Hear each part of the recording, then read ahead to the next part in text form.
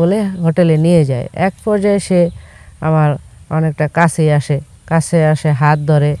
তখন আমি আসলে বলতেছি, আপনি আমাকে কি করতেছেন? তখন বলতেছে, দেখেন আপনার স্বামী অসুস্থ, হয়তো আপনি অনেক দিন যাবতই আপনি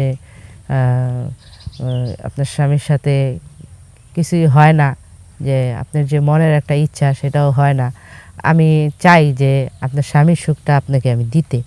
তখন আমিও একটু ইমোশনাল হয়ে গেলাম যে হ্যাঁ, এরকম আমার স্বামী আসলে অসুস্থ অনেক দিন যাবত, আমিও তো ওরকম, আমারও কিছু হয় না। যা সুখ, সুখ জিনিসটা কি আসলে স্বামী অসুস্থ হওয়ার পরেও আমি সেটা ভুলেই গেছি। তো সে যখন আমাকে ক্ষণিকের জন্য সুখ দিতে চায়, তা আমি আর সেই তো জানবো, আর কে জানবে? কেউ তো জানবে না। তো এক পর্যায়ে আমাদের ভিতরে ওরকম একটা মন মানসিকতা চেঞ্জ হয়ে যায়, বিদায় দুজন দুজনের সুখ খুঁজে নেই। তখন আমার স্বামীকে আমি আবার দেখতে আসি হাসপাতালে। তখন আমার স্বামী মোটামুটি একটু সুস্থ। তো আমারও বাড়িতে যাওয়ার সময় হয়ে গেছে। তখন ওই লোকটাকে আমি বললাম, দেখেন আপনি যা করছেন আমার সাথে, আসলে এটা আপনারও ঠিক হয় নাই, আমারও ঠিক হয় নাই। সে অসুস্থ ছিল, কিন্তু তার দুর্বলতার সুযোগ নিয়ে আমরা যেই। আসসালামু আলাইকুম, আমি দীপা। আমার হাজব্যান্ড অনেক অসুস্থ। তো আমি আমার হাজব্যান্ডকে নিয়ে একদিন ঢাকা একটা হাসপাতালে যাই তাকে ভর্তি করানোর জন্য। তো আসলে আমার হাজব্যান্ড অনেকই অসুস্থ, তো না নেওয়া মানে না নিয়েও পারি না, নিতেই হবে, তার ট্রিটমেন্টের দরকার। তখন আমি তাকে ঢাকা এক হাসপাতালে রেখে, এখন আমি একা একজন মহিলা মানুষ, আমি কি করব ভেবে পাচ্ছি না। এদিক যাই ওদিক যাই, মানে কি করব, কোথায় ভর্তি করাবো, মানে অনেকটাই ভেঙে পড়ি টেনশনে, মানে আমি আর ভালো লাগছে না। তো এরকম আমার পাশেও কাউকে পাচ্ছি না যে কে আমাকে হেল্প করবে। আমার ফ্যামিলিগতভাবে ওরকম কেউ আমাকে সাপোর্ট করে না। আসলে মানুষের বিপদ আসলে যা হয় আর কি, বিপদে কেউ পাশে থাকে না, এটাই বাস্তব। তো হঠাৎ করে আমি এদিক যাই ওদিক যাই, তো এক ওই হাসপাতালেই একজন আমাকে ফলো করছে।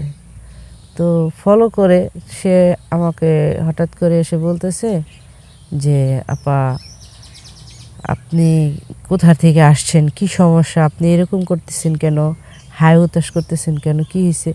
আমি বললাম, ভাই আমার তো হাজব্যান্ড অসুস্থ, আমি নিয়ে আসছি হাসপাতালে, হঠাৎ করেই নিয়ে আসছি। তো এরকম তাকে আমি কিভাবে মানে চিকিৎসা করাবো, কোথায় ট্রিটমেন্ট মানে রাখবো, সিট খালি নাই, সিট বুকিং করতে হবে, মানে আমি বুঝতে পারতেছি না আসলে এখানে আমি কেমনি কি করব। তাই আমি একটু মানে অস্থির অস্থির ভাব, মানে আমার অনেক খারাপ লাগতেছে স্বামীর জন্য।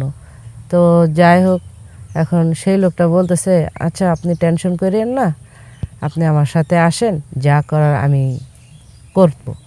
তখন সেই লোকটা আমার পাশে এসে দাঁড়ালো, সে আমার হাজব্যান্ডকে সিট নিয়ে দিল, ট্রিটমেন্ট মানে চিকিৎসা করার সব ব্যবস্থা সে করে দিতেছে। এখন আমি ভাবতেছি যে এই দুনিয়াতে এখনও ভালো মানুষ আছে, বিদায় মানুষ চলতে পারে। আসলে যে তার মনে কী ছিল সেটা তো আর আমি জানতাম না। তো সে আমাকে এরকম হেল্প করার নাম করে বাইরে বলতো, আসেন আমরা খেতে যাই। তো এরকম উনি আমাকে টুকিটাকি হেল্প করতো, খাবার দিয়ে বলতো চলেন। আমার হাজব্যান্ড তো চিকিৎসা চলতেছে, তখন সে আমাকে বাইরে নিয়ে যেত, নিয়ে গল্প করতো। গল্প করতে করতে এক পর্যায়ে আমারও মনে হতো যে না, আমার পাশে কেউ আছে, আমারও একটু ভালো লাগতো, স্বস্তি পেতাম। হ্যাঁ, তখন একদিন ও বলতেছে যে, আপনার হাজব্যান্ডের তো ট্রিটমেন্ট চলতেছে, তো আপনি আসেন আমার সাথে, আমরা একটু দূরে কোথাও ঘুরে আসি, সমস্যা নেই, টেনশন করবেন না, আমি আছি আপনার পাশে। তখন আমি মনে করতাম যে না, হয়তো আমার পাশে সে আছে, আমার হাজব্যান্ড সুস্থ হয়ে যাবে। তো আসলে আমি বাড়ির থেকে অনেক 1 লাখ টাকা ঋণ করে আসছিলাম ঢাকায়। তো সেগুলো আসলে আমার হাজব্যান্ডের পিছনে অনেকটাই খরচ হয়ে গেছে। এখন আমার টাকা বলতে ওরকম টাকা পয়সা নাই আমার কাছে। তারপরেও আমার হাজব্যান্ড চিকিৎসা চলতেছে, আমিও চিন্তা করতেছি চিকিৎসা চলতে থাকুক, আমিও কি করতে পারি দেখি। তো লোকটার সাথে আমি প্রায় দিনই বাইরে যাই, খাওয়া দাওয়া করি। এখন একদিন এক পর্যায়ে সে আমার হাতে ধরে বসছে যে চলেন আমরা এক জায়গায় যাই। তখন আমি চিন্তা করলাম যে আচ্ছা ঠিক আছে, সে যখন আমাকে এতটা উপকার করছে তো অবশ্যই তার সাথে আমার যাওয়াটা উচিত। আসলে মানুষকে তো দূরে থেকে খারাপ ভাবলেও আসলে নাও হতে পারে খারাপ। তখন সে আমাকে একটা হোটেলে নিয়ে যায়। বলতেছে আসেন আমরা এখানে বাইরে ঘোরাঘুরি করলে মানুষ খারাপ বলবে, তো আমরা একটু রেস্ট করি হোটেলে। আপনি হাসপাতালে তো আর থাকার মতো প্লেস নাই, আপনারও অনেক পরিশ্রম হইতেছে, তো আসেন আপনি রেস্ট করবেন। তো আমাকে রেস্ট করার কথা বলে হোটেলে নিয়ে যায়। এক পর্যায়ে সে আমার অনেকটা কাছে আসে হাত ধরে। তখন আমি আসলে বলতেছি আপনি আমাকে কি করতেছেন? তখন বলতেছে দেখেন আপনার স্বামী অসুস্থ, হয়তো আপনি অনেক দিন যাবতই আপনি আপনার স্বামীর সাথে কিছুই হয় না, যে আপনার যে মনের একটা ইচ্ছা সেটাও হয় না। আমি চাই যে আপনার স্বামীর সুখটা আপনাকে আমি দিতে। তখন আমিও একটু ইমোশনাল হয়ে গেলাম যে হ্যাঁ, এরকম আমার স্বামী আসলে অসুস্থ অনেক দিন যাবত, আমিও তো ওরকম, আমারও কিছু হয় না। যা সুখ সুখ জিনিসটা কি আসলে স্বামী অসুস্থ হওয়ার পরেও আমি সেটা ভুলেই গেছি। তো সে যখন আমাকে ক্ষণিকের জন্য সুখ দিতে চায়, তা আমি আর সেই তো জানবো, আর কে জানবে? কেউ তো জানবে না। তো এক পর্যায়ে আমাদের ভিতরে ওরকম একটা মন মানসিকতা চেঞ্জ হয়ে যায়, বিদায় দুজন দুজনের সুখ খুঁজে নেই।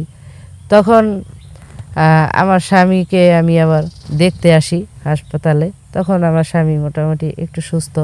তো আমারও বাড়িতে যাওয়ার সময় হয়ে গেছে। তখন ওই লোকটাকে আমি বললাম দেখেন আপনি যা করছেন আমার সাথে আসলে এটা আপনারও ঠিক হয় নাই, আমারও ঠিক হয় নাই।